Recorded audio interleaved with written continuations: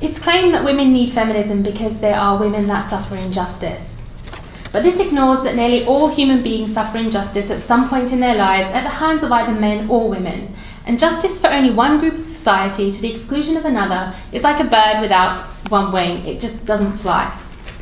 Men have a fundamental need for justice just the same as women do, and whilst the very word feminism discriminates, the word justice doesn't. Justice means giving people what they deserve or merit, but as we'll see, feminism and justice are not synonymous. Feminism is a highly ambiguous term, straitjacketing instead of liberating. It is the call for gender privilege, masquerading as equality. In essence, feminism denies a human reality, it is unclear, and not the cause for justice. To begin, feminists advocate that women have traditionally been dehumanized in a male-dominated society, which they call the patriarchy, and that it has always been better to be a man. But this one-sided claim snubs the privileges that women have often enjoyed simply for being women. The dynamics of society at the most basic level show that it has actually always been better to be a woman. Biologically, every woman counts in reproduction and perpetuating life itself, giving each woman an intrinsic worth regardless of what she does. It only takes one man, however, for many women to have children. So historically, this gave rise to the idea amongst human societies that men are largely disposable, whilst every woman is indispensable.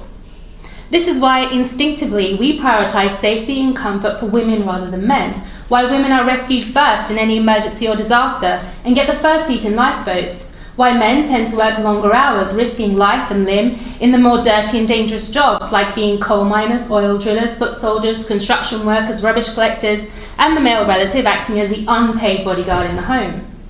To quote one activist, women are human beings whilst men are human doings. This privilege is not appreciated by feminists because, as pro-feminist Michael Kimmel once said, privilege is invisible to those who have it. When it comes to violent crime, the reality is that the more violent the crime, the more likely the victim is to be a man. Men are more than twice as likely to be murdered than women in the UK. When it comes to domestic violence, The Guardian reported that men are the victims more than 40% of the time, excluding unreported cases. And men are half as likely to tell anyone about it in the first place. When it comes to the provision of refuges, there are 7,500 for females in England and Wales, but only 60 for men. As for male rape victims within UK prisons, there's a collective state of denial. It's just not taken seriously. Men are held to a higher standard of self-defence, and so they often suffer in silence, reluctant to be re-victimised by an unsympathetic legal system or disbelieving treatment from professionals. Yet feminists generally remain egregiously quiet about male suffering as a result of social roles. Whilst feminists seek liberation from the shackles of the traditional female role, the man is still expected to continue his traditional disposable role. This one-sided narrative of feminism is not the way forward. For feminists, equality is merely a facade to favour women, often at the expense of others. Like when former Equality Minister Harriet Harman, a feminist, publicly requested employers to discriminate against white men and hire women instead if both candidates were equally qualified. Or when former Equality Minister Patricia Hewitt, also a feminist, was found guilty of breaching the Sex Discrimination Act by overlooking a strong male applicant for a job in favour of a weaker female applicant. So feminists claim to seek equality and call for a 40% minimum female quota on management boards, but conspicuously do not call for a 40% minimum quota for soldiers, prison guards, lumberjacks, miners, bodyguards or construction workers. Why is that? Why not campaign for an end to the women and children first policy on lifeboats and have it first come, first serve? Why not have women and men compete side by side in the Olympics as equals? Of course, the reason feminists won't advocate this is because it's not really about equality, but the means to achieve gender privilege. Another shocking example is the feminist campaign for closing women's prisons. The Fawcett Society, the UK's leading feminist campaign for closing the inequality gap between women and men, campaigned that female prisons did not suit women's needs. So, as recommended in a report by Baroness Corsten, they should be closed and replaced with what is in effect women's social clubs, where female offenders get to spend time with each other, organising their own shopping, budgets and cooking, and then go home to their children at the end of each day. The Corsten report also stated that women and men are different. Equal treatment of women and men does not result in equal outcomes, going on to claim that women are governed by hormones in a monthly cycle, which affects their moods and emotions. These biological factors have a direct bearing on the way in which women experience stressful events during their lives. If a man were to say that about treating women differently in the workplace, he'd be called a misogynist.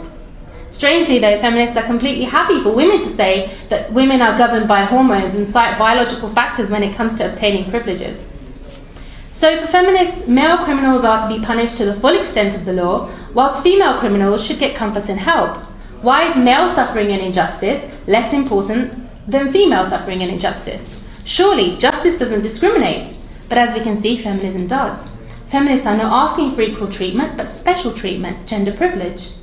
Women do not need gender privilege, and therefore they do not need feminism. In reality, they, along with men, need justice, a comprehensive justice for all.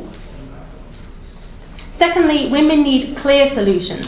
But feminism is unclear and evasive. Feminism comes in many different factions: conservative, liberal, socialist, postmodern, ecofeminism, and so on.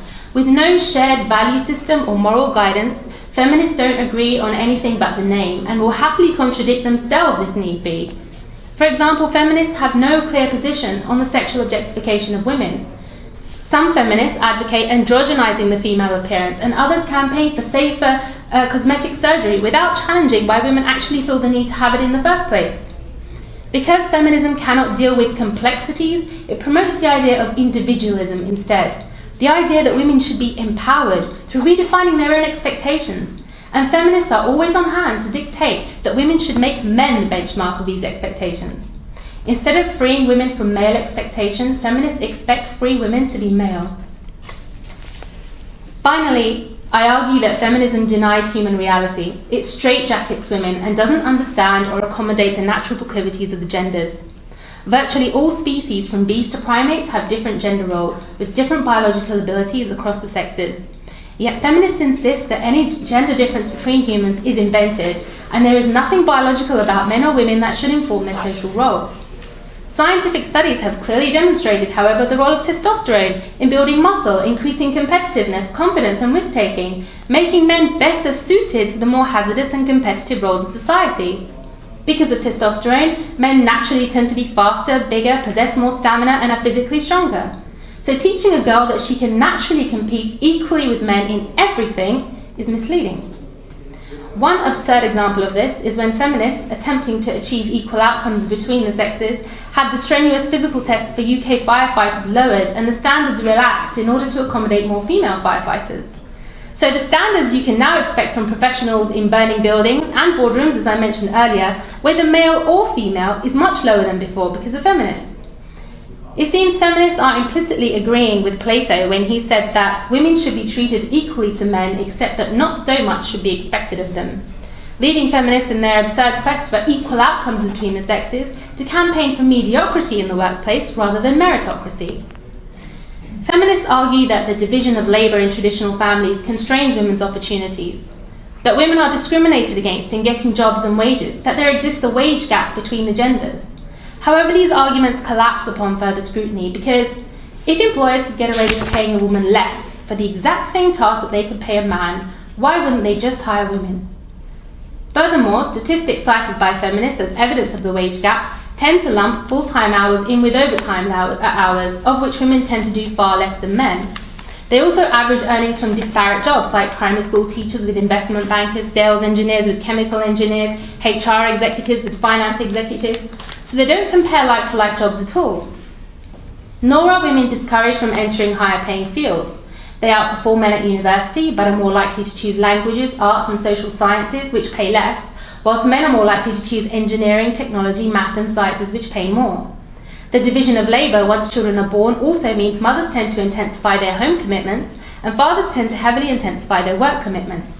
Men seem to make this trade-off more than women, perhaps because men feel more obliged to earn than women do. The reality is that the statistics do not reflect discrimination, but choices. If there is a glass ceiling, it seems that women are the main architects of it because they get to trade off higher paying jobs for more flexible hours to combine work and family life, which means they don't only get the benefit of the father's wage, but also a better work-life balance for herself. Isn't that more important than arbitrarily chasing the highest paying jobs? Feminists don't want to be thought of as sexual objects, but seem happy to be valued according to their economic worth. Both assessments are materialistic, and neither should dictate the worth of a man or a woman. The wage gap is telling in that feminists cannot deny the impact of motherhood on the woman's life choices. that men and women cannot live lives completely autonomous from one another, that men and women actually need each other to make a whole. So that's the wage gap. But if feminists are so keen on equality, what about their silence on the cancer research gap, the education gap, the violent crime gap, the death on the job gap, the suicide gap, the life expectancy gap, all of which discriminate against men? In idolising the male and trying to create an androgynous sexuality where men and women are virtually identical, except for their anatomy, feminists have perpetuated a misogynistic self-loathing for the traditional female role. Motherhood and female tenderness is now viewed as a weakness. The strength of men, which can be used to lead wars just as it can be used to be fierce protectors, is often kept in check by the compassion and temperance of women. But when women abandon these qualities and want the same aggression that they perceive in men, what will be left? When feminists are insisting on taking over the male role, is it any surprise that men are shirking their responsibilities, which they once did with pride, diligence, and selfless duty? If feminists want to have it all, they will most likely end up having to do it all, often at the expense of their own well-being, and most importantly, at the expense of our children. In Islam, men and women and their actions are equal in the eyes of God. God says in the Quran, "Never will I allow to be lost the work of any worker among you, whether male or female, one of you is as the other." Islam primarily addresses men and women the same, because men and women by and large share the same human characteristics, and it addresses them separately in relation to the few areas where they differ. The Islamic system isn't based on selfish individualism, but a God-centered worldview promoting mutual reciprocity. In Islam, women do not serve men and men do not serve women. Rather, we serve God by helping each other and giving to each other based on human needs, with the understanding that humans are not all the same. Islam guards the female from the moment she enters the world by rebuking and prohibiting the practice of female infanticide as one of the gravest crimes to be committed. Such a religion can only go on to challenge the ill treatment of women and secure her well-being at every stage of her life. Through property rights, marriage contracts, political participation, inheritance laws and dress code, it advocates complementarity with men rather than competition. Marriage is the bedrock of family life in Islam and the fundamental unit of Islamic society, giving us rights and duties over one another. As a wife, she has the right to be provided for, including her own living space, and is guaranteed financial safeguards should her marriage not work out. Yet Islam does not straitjacket women. It allows women to enter the workplace, but not out of the necessity of the struggle to support herself, but out of choice, to be pursued at her leisure.